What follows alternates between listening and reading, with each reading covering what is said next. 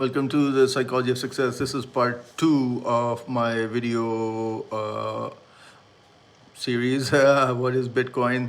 Um, so I had made one more before earlier, part 1, and so I'll link it below. And if you haven't seen it, maybe you'll want to watch that.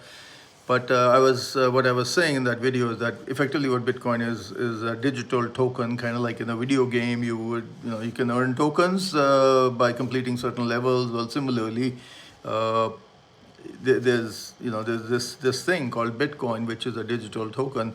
The thing is, the one difference is, of course, you can buy Bitcoin with currency, and you can convert uh, Bitcoin to currency.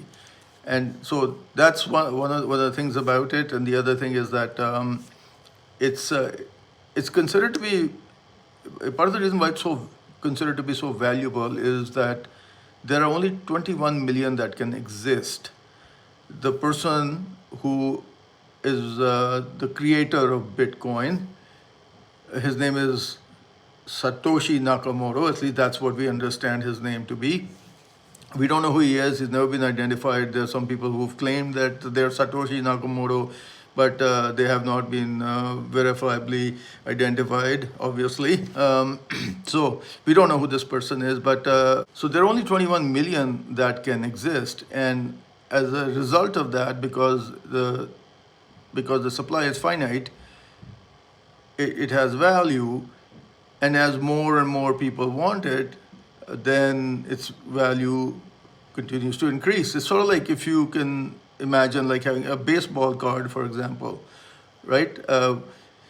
So what's a baseball card? I mean, it's just a cardboard card with a picture on it, but say very few were printed, and as a result of that, it's really it's really desirable because depending on who's on the card, it's really desirable. Now, the more people want it, the greater its value. I mean, it's just a cardboard card with a picture on it.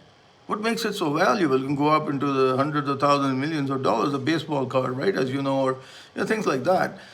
Well, the same applies to Bitcoin as well. The more people want it, the greater its value. And part of the reason why people want it is because it can be used as this sort of digital currency that you can transfer across the world, and you can do financial transactions in, and you can completely circumvent banks, established financial institutions, virtually completely circumvent established financial institutions.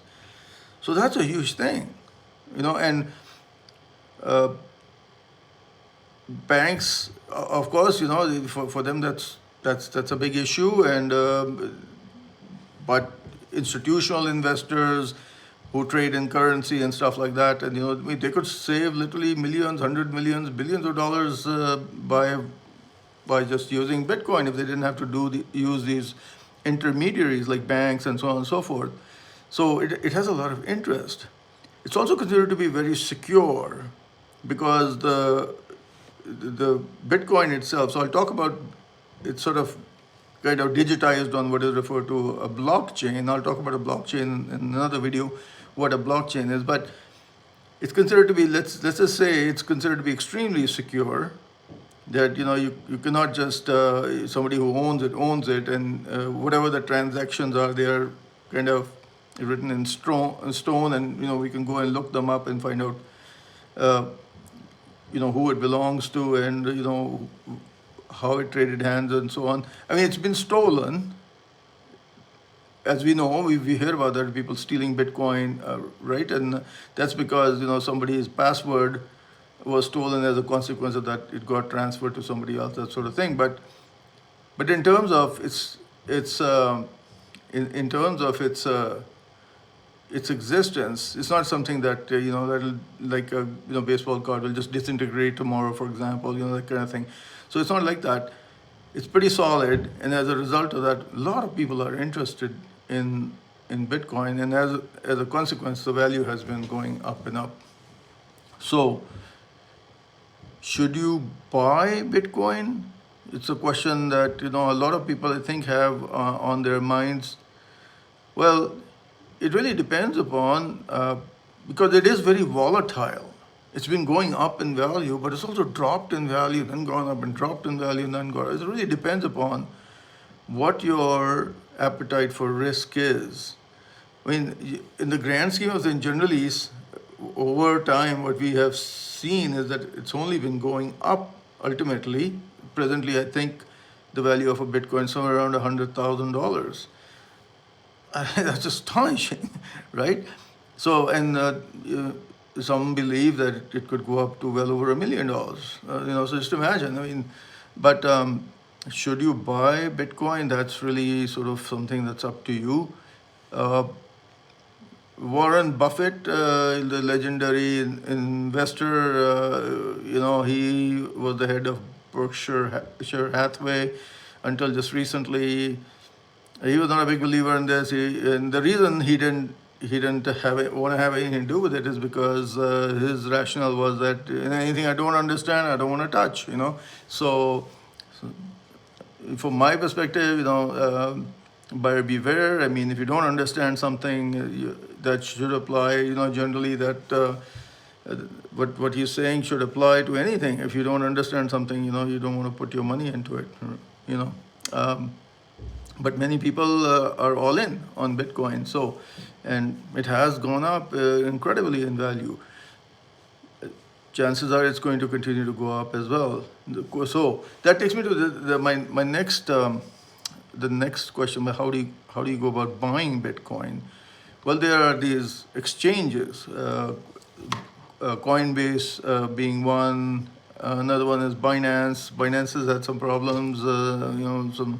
The people who are running Binance, legal issues. There was some shady stuff going on. So I don't know if it's been resolved or not.